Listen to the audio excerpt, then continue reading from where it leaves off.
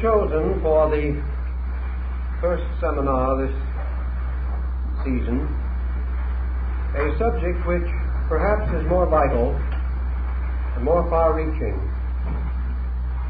than might be first presumed.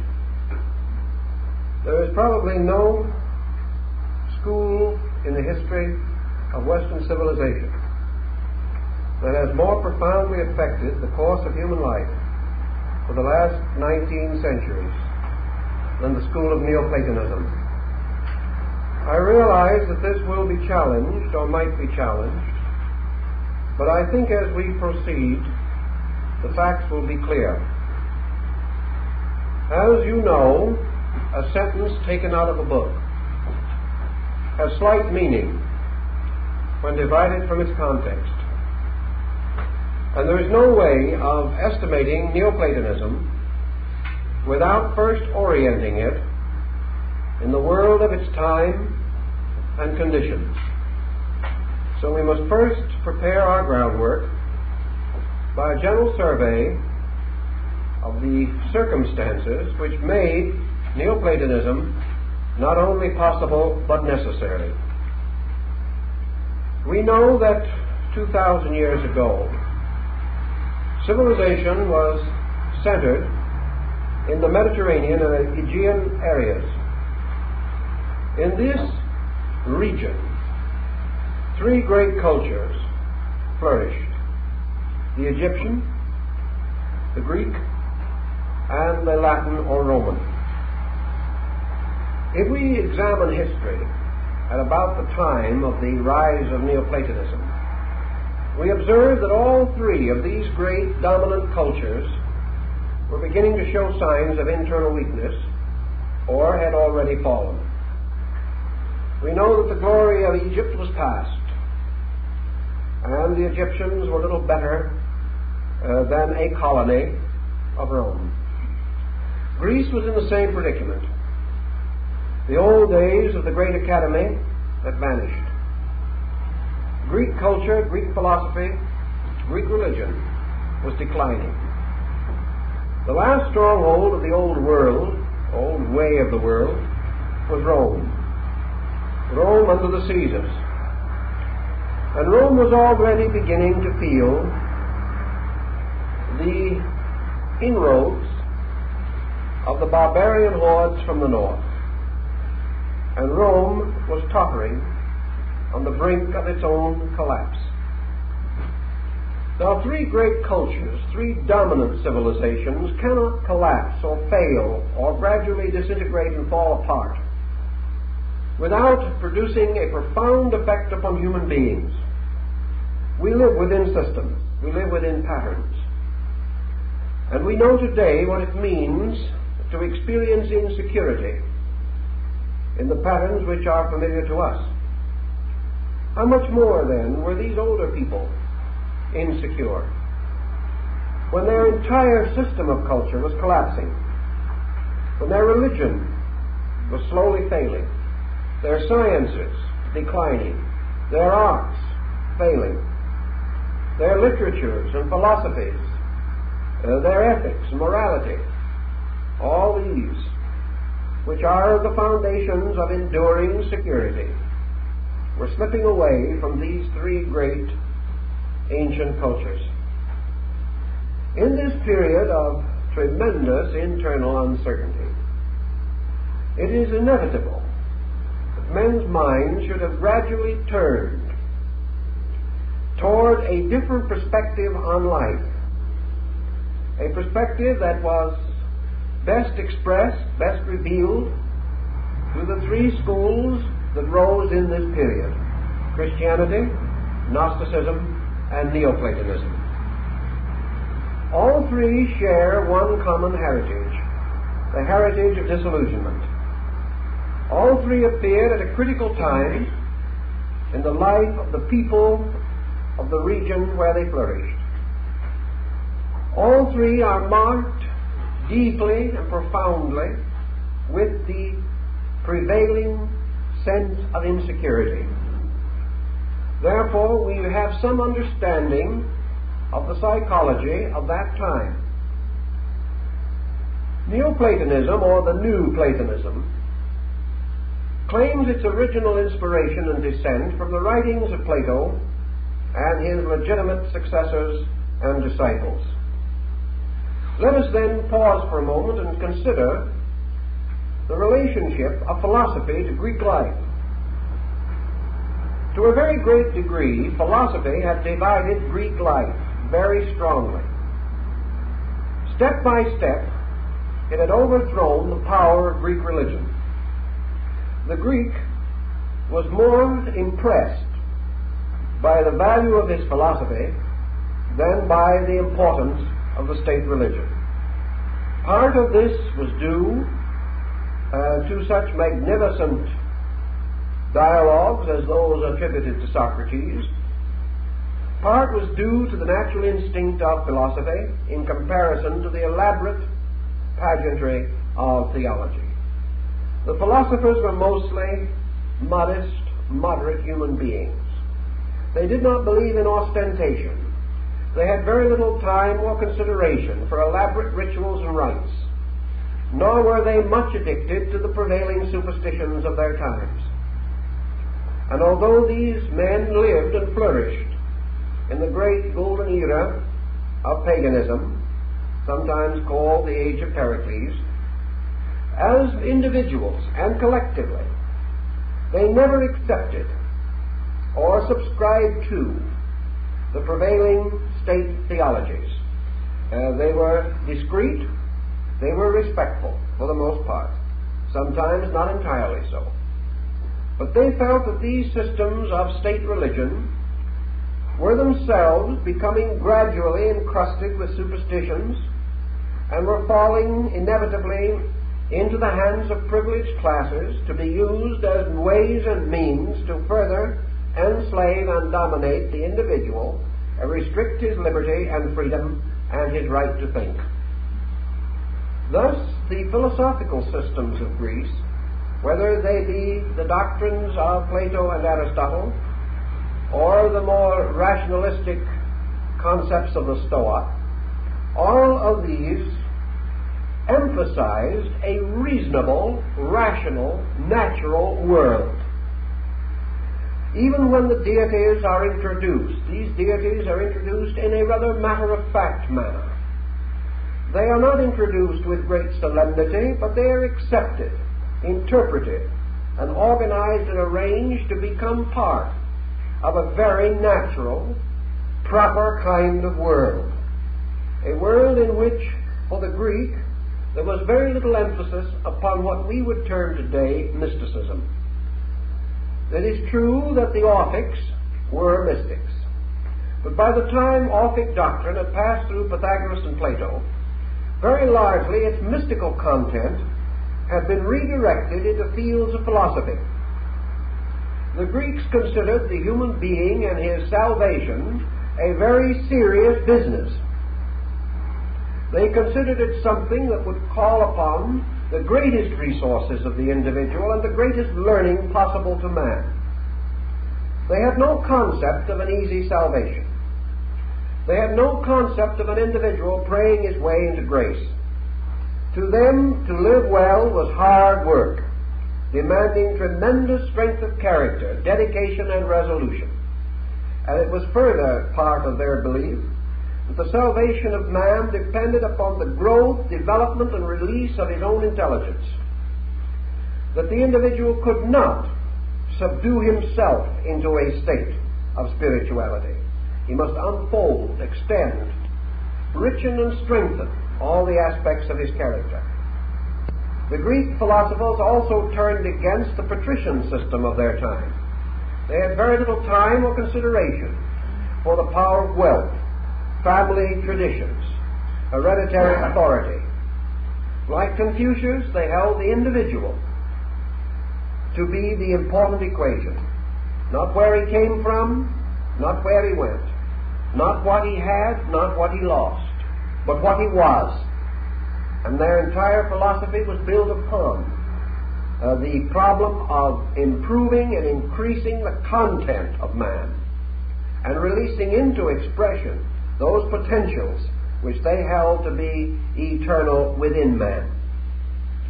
It is obvious from this approach that division existed in the Greek state on the level of philosophy and religion at a comparatively ancient time. And this division was not mended during the golden age of Greek philosophy. The interval was widened, and Plato's approach was a very natural, systematic, and understandable one. He sought to use the gods of his people as a means of advancing their own knowledge. He used them as the elements of a great symbolical or allegorical system, and he caused these gods to become elements in a great ethics, a great concept of life. Therefore, we realize that he gradually impersonalized the Olympian deities. He transformed them into what he affirmed to be their natural and proper state, namely, names or persons attributed by men to principles, and that behind each deity as a symbol was a reality, a principle. These principles he called intelligibles, because he affirmed and maintained that these principles had to be known by a process of conception. Man could conceive of them. He could not think of them as we use the term mentality. Intelligibles were conceptions in consciousness, archetypal beings, and these were the true gods. From these, men had created a descent of symbols by which these intelligible beings were caused to appear under forms or in guises and shapes which were called intellectual. And the intellectual deities were those which man could rationally contemplate and which he could conceive within his mind to a degree of understanding. The intelligible deities could not be essentially understood. The intellectual deities could be. Thus we see the traces of an important psychological doctrine. We see the gradual rise of ideas concerning the essential nature of the universe itself. During his long career, Plato passed through three distinct periods. The first of these might be termed his political career, and this led to the final disillusionment, in which he decided that public office was not the best way in which he could serve his fellow Grecians. So he retired from politics and created his school and became a teacher, declaring it was wiser to be a teacher of men than a leader of men. This school continued for a number of years through the long and active life of Plato. And perhaps the outstanding episode in the development of this school was the contact with Aristotle, who was brought to him as a young man and placed under his care. Aristotle became his most critical, at the same time most brilliant disciple. And the Athenian school is recognized as having produced these two extraordinarily different but remarkably enlightened men. In the third period of his life, Plato began to drift away from philosophy. He began to drift towards the inevitable end of philosophic contemplation, namely that the individual becomes more and more aware of the great intelligibles or eternals subsisting forever in nature and in time and in eternity, would naturally contemplate them, would feel himself more and more akin to these vast principles which he had first discovered intellectually and later meditated upon intelligibly. This led toward the third part of Plato's career, which has been termed the theological. And we know that in the last years of his life, perhaps the last 10 or 15 years, he wrote extensively upon what we would term today mystical subjects. Unfortunately, so far as is known, none of these writings have survived, or if they have not been revealed or given to modern scholarship.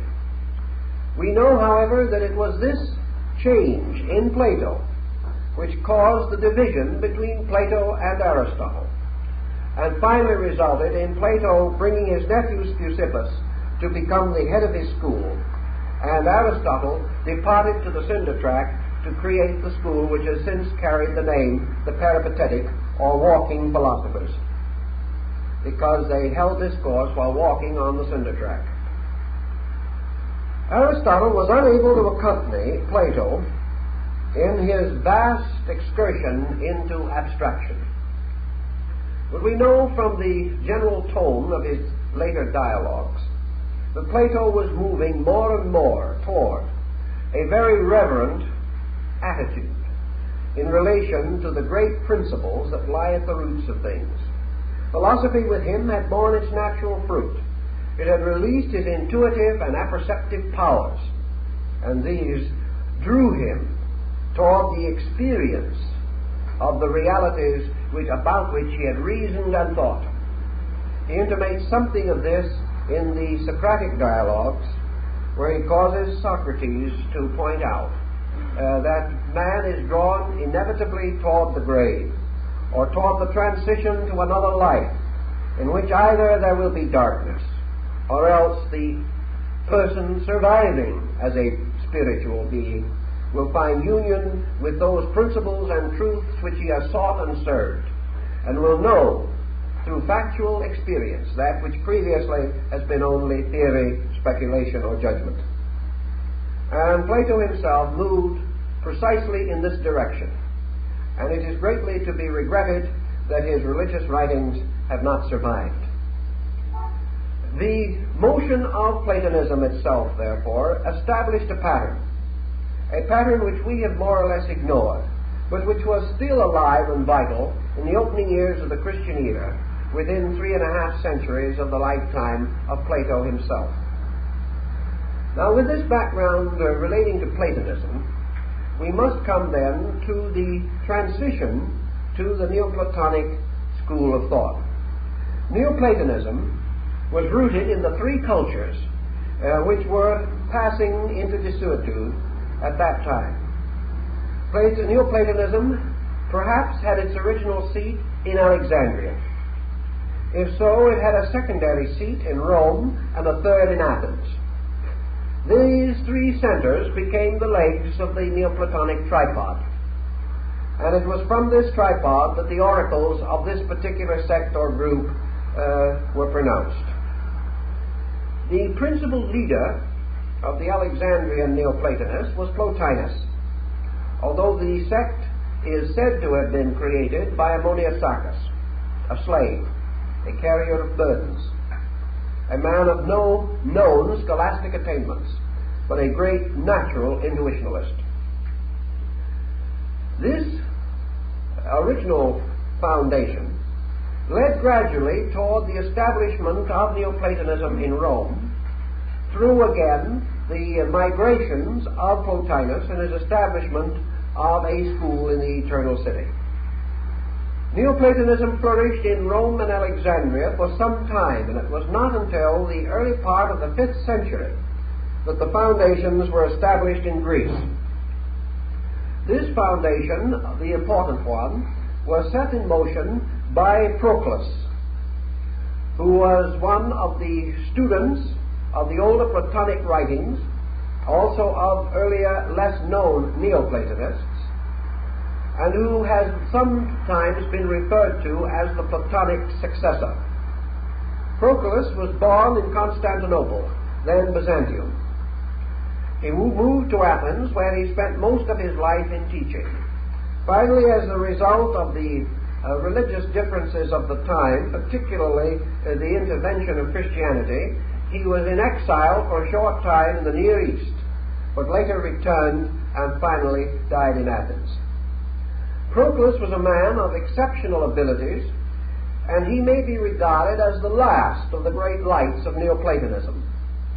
So we see the development of this school itself over a period of some 250 years, from Ammoniusacus and Plotinus, who were the originators or the creators of the basic concept, to Proclus of Athens, who was the last great representative, and finally to Boethius, who is sometimes called the last of the pagans.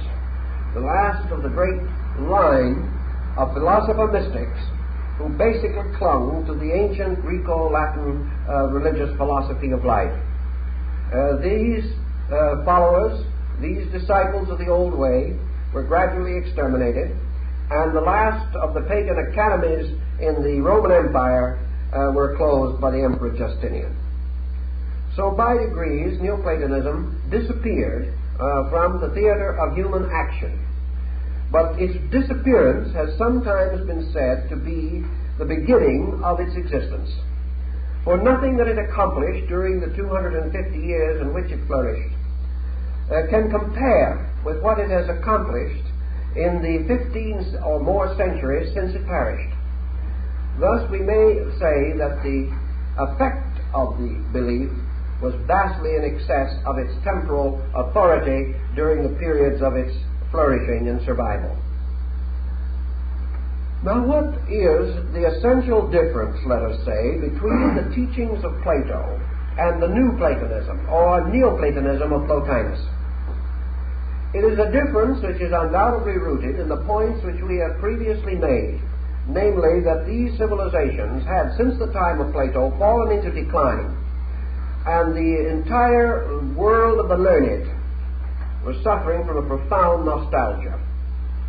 The old ways, with their natural, positive statements of life, were not sufficient to meet the neurosis of dying dynasties, and the change is exemplified in the motion of the philosophic system. Neoplatonism is then primarily to be defined as a motion of Platonism toward theology. In other words, it is the rise of Platonism as a religion. Now, in Plato, we have most of the elements necessary for a theological system. Augustine of Hippo points out the weaknesses, and these weaknesses were the cause of the ultimate failure of Neoplatonism as a motion in society. St. Augustine tells us, for example, that Neoplatonism has no martyr. It had no one at the beginning of it who was a superhuman divine figure, a tremendous catalyzing agent to draw and hold the imagination of people. It lacked the understandable dramatic person. Plato was not suitable to fulfill this need because of his tremendously rationalistic attitude toward life, the profundity and breadth of his knowledge, and the comparative simplicity and naturalness of his way. He was not surrounded by miracles. He was not an individual who made any claims to a divine heritage. He did not advance himself as in any way the peculiar mouthpiece of deity or of truth. He was simply what he claimed to be, a philosopher, a truth seeker. And St. Augustine points out that this is not enough to hold and capture the fancies of multitudes of persons. The second thing that, according to Augustine, was deficient in Neoplatonism was a simple and natural program for the achievement of salvation. The process of Platonic improvement, the individual bestowing all of his energies, concentrating all of his resources upon the tremendous substance of the search for reality, a search in which the student had to give all, as St. Augustine said, could not and would not hold popular belief. Because popular belief does not want to sacrifice. It does not want to give up. It wants to have and be saved at the same time. It wants to keep its faults and have these forgiven. And there was nothing in Platonism to substantiate this concept. The third point that St. Augustine brought to bear upon the subject was that in all and in substance, the doctrines of Neoplatonism were not understandable by those who had not devoted many years to scholarship, that the terms and thoughts were too abstract to gain any large popular following. For these reasons, Augustine correctly predicted that the sect as a sect could not survive, that it could not produce from itself a permanent, enduring church or an institution which could win and hold the imagination of generations then unborn. Augustine himself had many very complimentary things to say about Neoplatonism, and even when he claimed to have separated from it, all of his writings are dominated by it. And one authority has stated not long ago that it is impossible to detect the belief of the author of a book, whether he be a Neoplatonist or a Christian, unless he makes specific reference to Christ. Otherwise, the works are so similar, so comparatively identical, that it is impossible with certainty to distinguish which sect the author belonged to. This perhaps is even more complicated by the fact that many of the thinkers of that time belonged to both sects and considered it in no way heretical or unreasonable. The Bishop Synesius of Alexandria accepted ordination as a bishop in the Christian church under the condition and proviso that he could remain a Platonic philosopher in his private life. And the church accepted and ordained him. So we have this interesting situation arising at the beginning of this belief, this sect. Now, with this general representation of the difficulties, let us take a little time to examine some of the essential doctrines of Neoplatonism, particularly the compilation that was prepared by Proclus in Athens in the 5th century, and which survives to us as the books of Proclus on the theology of Plato. Now, these books are no longer, as we say, known to exist, but it is possible that Proclus had access to manuscripts that have since been destroyed or have been buried or hidden where they have not been refound. But in any event, Proclus appears to have known or have made a very shrewd estimation of the dominant religious convictions of Plato during the closing years of his life. Now, we remember also that this work of Proclus was one of the last of the Neoplatonic works. Therefore, it represents the school in the closing cycle of its own brief but very spectacular existence. Deriving, however, much from Plotinus and other legitimate members of the Neoplatonic community, Proclus unfolds what he regards as the true key to the Greek theology. He roots it, of course, in the mythology and in the religious beliefs of the ancient Greeks. But he follows first Plato and then Plotinus in gradually reducing the essential elements of this mythology to a scientific system, to a philosophical pattern of conceivable principles.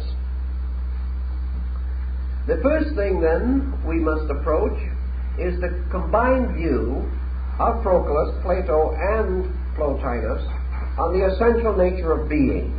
In that, all else suspends from this essential concept. In this way, of course, Plato differs strongly from Aristotle. Aristotle begins with what might be termed the phenomenal existence and ascends gradually toward a contemplation of abstract cause. Plato and the Neoplatonists begin with a positing of a conceivable abstract under the general concept of this intelligible being, a being beyond mind.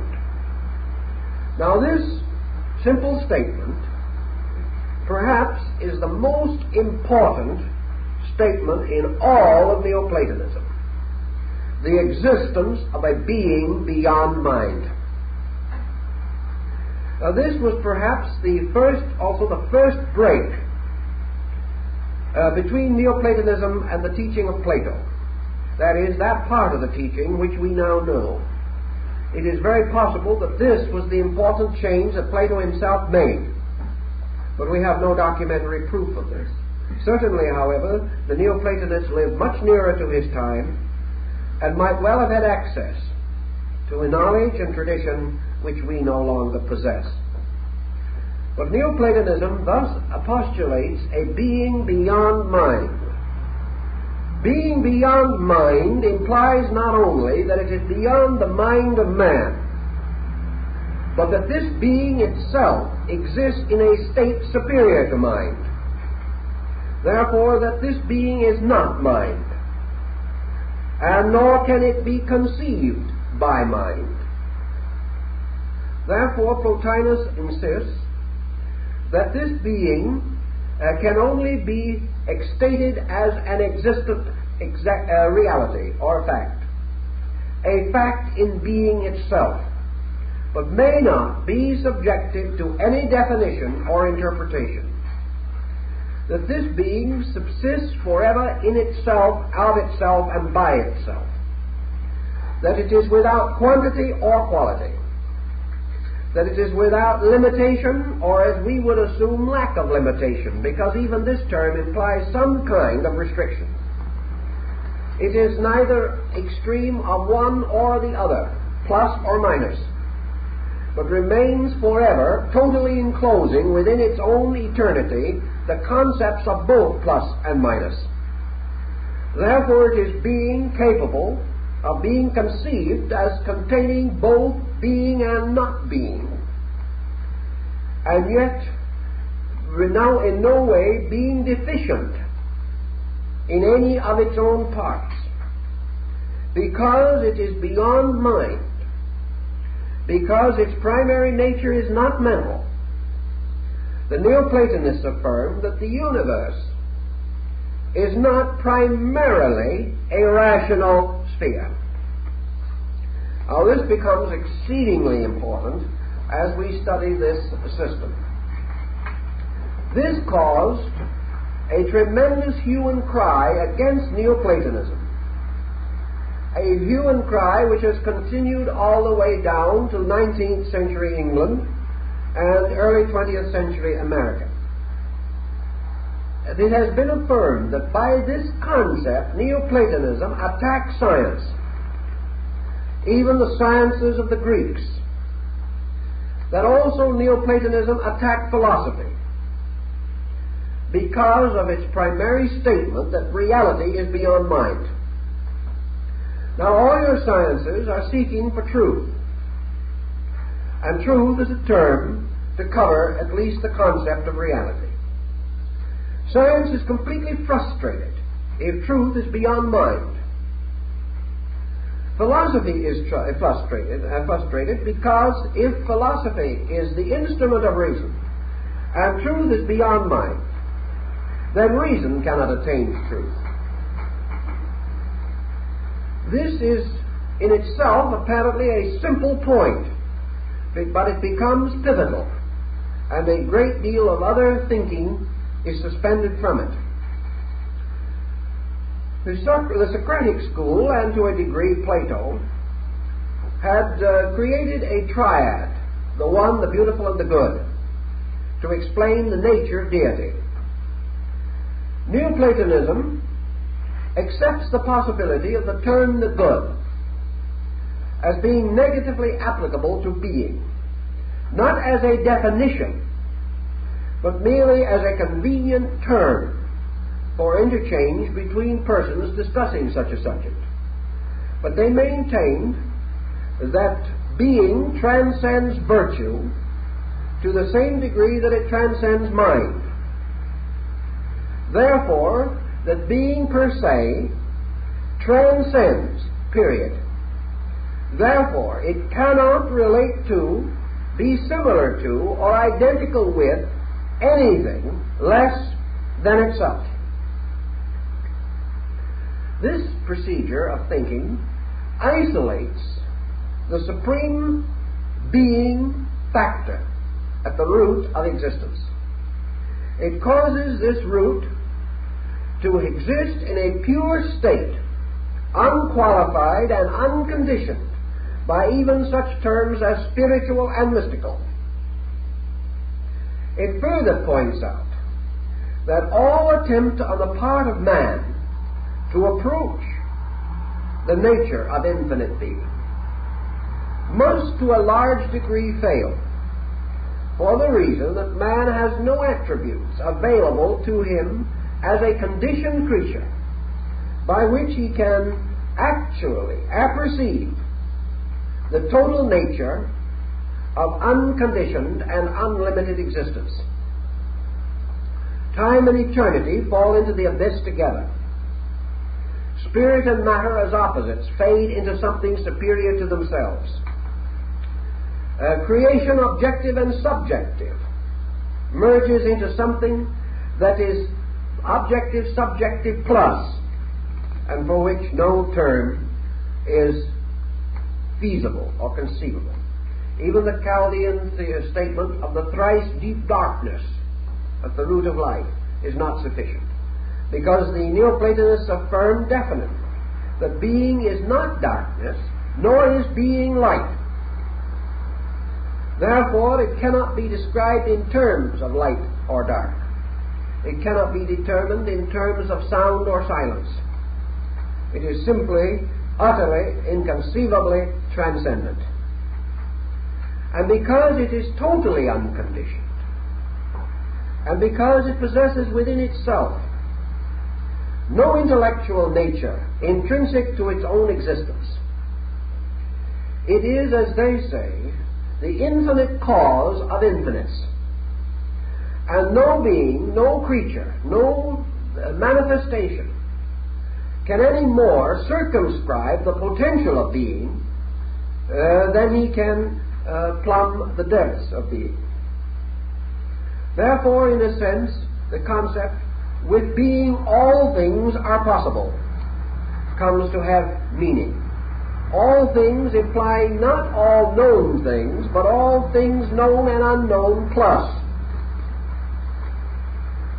And little by little, the concept of deity is elevated to such a complete abstraction that, as Augustine pointed out, the mind of man, in his own limited way, not only cannot follow the thinking, but cannot visualize the end of the quest. He cannot conceive either of peace or motion, of rest or infinity, of immortality or mortality. All of these things disappear into an infinite mystery, a mystery that is totality.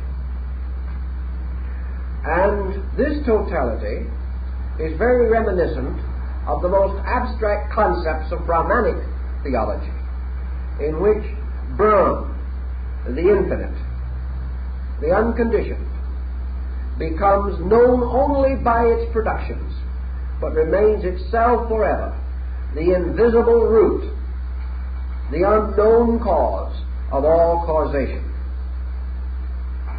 Now, obviously, this concept in itself challenged not only Greek theology, but Egyptian and Roman.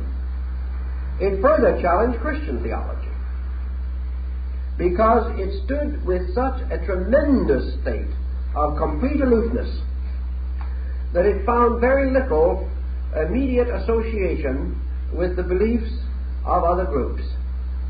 Yet it may well be that in this concept, Plotinus, Iamblichus, Porphyry, Sallust, were close to some abstract formula derived from Plato. Now, in the Neoplatonic system, it is from this inevitable intelligible that exists only as a conjectural or conceptual entity that the universe emerges. Now, we must pause with these persons for a moment before we go further, because there is another fine point that we have to try and clarify. And obviously, in a brief survey such as we can make, we're not going to be able to clarify all of these points adequately. We can only touch upon them and hope that the picture leads to a constructive general summation of the subject. These Neoplatonists were concerned undoubtedly with the nature, the essential nature of this unknowable. And we find them breaking somewhat within themselves into two groups relating to this particular mystery. One group assumed that the conceptual or intelligible being had a total and complete existence, eternal and forever, in the vastness of the universe itself. The second group had already begun to isolate a psychological concept, namely that total being as a concept exists only within man. Therefore we have two systems. One, that man exists within total being, which is the reality. The other, that the total being exists only in man and is therefore a conceptual creature or being, which can be eternally affirmed, but only exists because of the conceptual power of man himself. This could break, and did break, to form two great systems that are still fighting in the world today. But they were aware of this possible interpretation and did everything they could to clarify their original meaning. In the Neoplatonic system, this eternal, unconditioned existence, by its own inevitables, produces from itself that which is inferior to itself. And this emanation, or perhaps more completely and correctly, this power that oozed from it, that descended out of its own nature simultaneously from all of its parts, the Neoplatonists called nous. And this was the world mind. Now the world mind had, by virtue of its own nature, a complete and entire dependence upon being. Being, on the other hand, had no actual dependence upon mind. Mind was a condition. And in order for being to assume mind, being must first deny itself. Now we get very close to Buddhism, where intellect or mind itself is the first illusion. For it is the first restriction or limitation of that which is in itself eternal and inevitable. Pythagoras referred to mind as the second power, or the power at the root of division.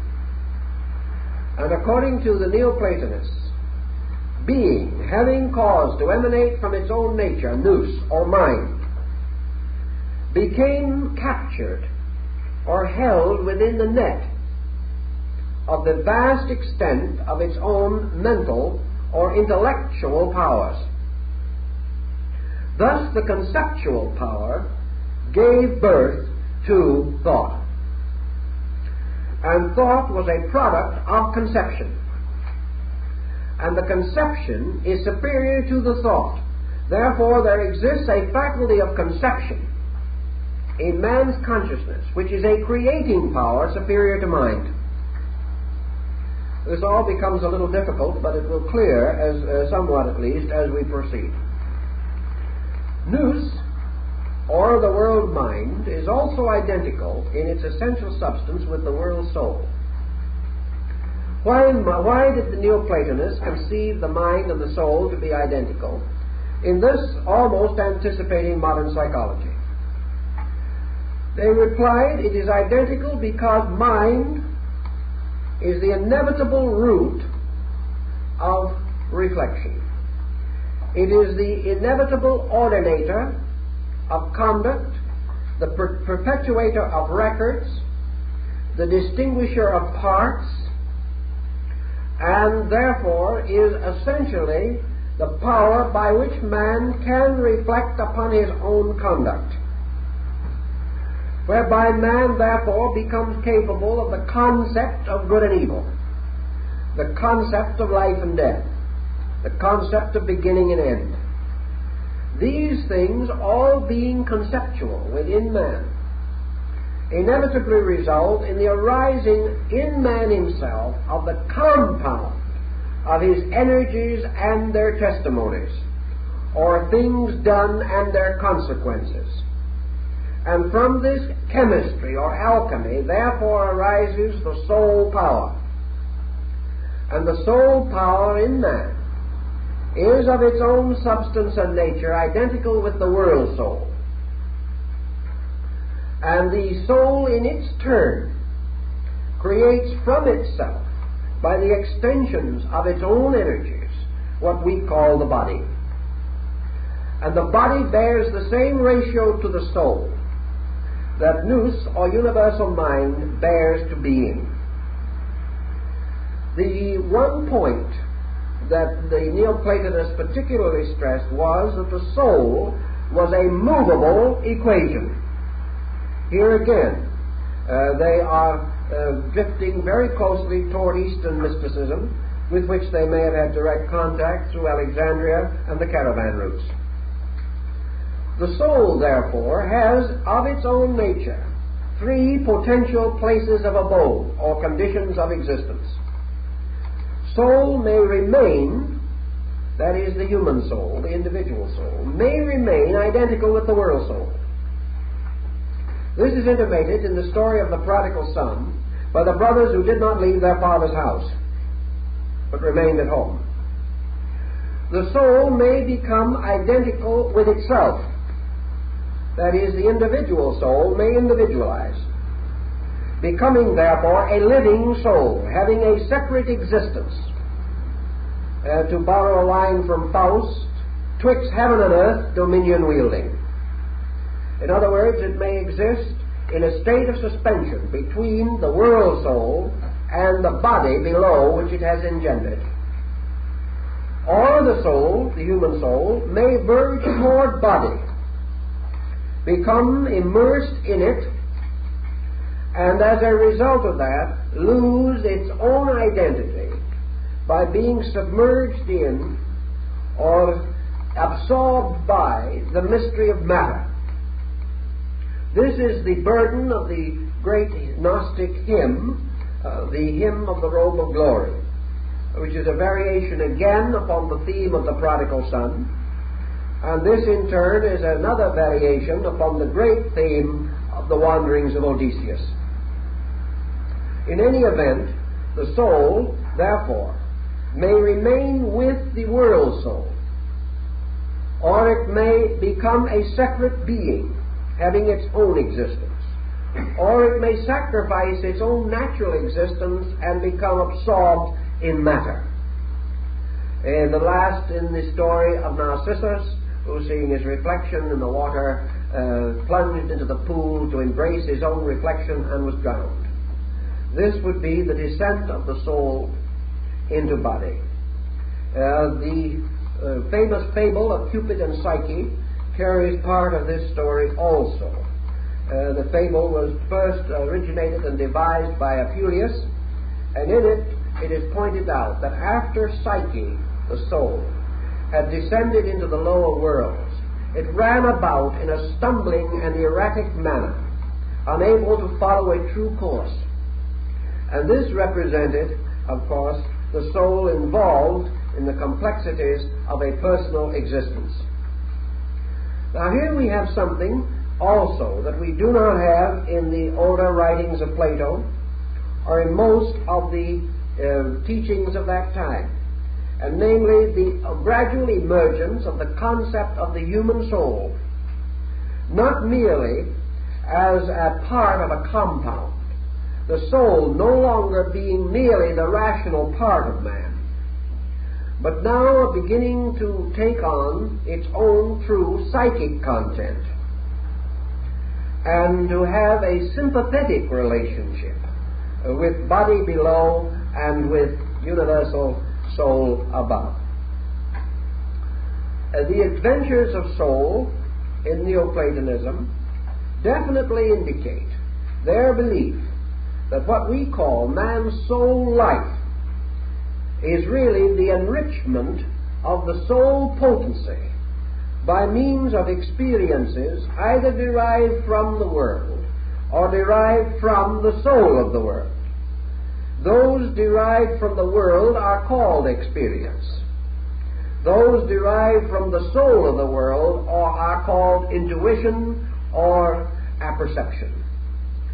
The individual soul, therefore, has an internal contact with a superior source and an external contact with an inferior body. Through both of these contacts, energies flow into the soul. And in the ascent of man from a material to a regenerated condition, the Neoplatonists therefore taught that first the soul must be made comfortable in the body. Then it must be restored to its own life, and finally it must be returned to the world soul, or the universal life. Now in this concept then, we begin to recognize that the Neoplatonists identified the conscious part of man with the soul. Now this was also more or less according to the Platonic system. For the older Greek philosophers had no term for consciousness as we know it. To them, the consciousness of man was part of his psychic life. Here again we come to the Eastern concept of the sattva, or self, which is not an eternal and imperishable being, but is merely the compound of the various attitudes, convictions, beliefs, ideas, attainments, and limitations of the complete psychic nature at any given time.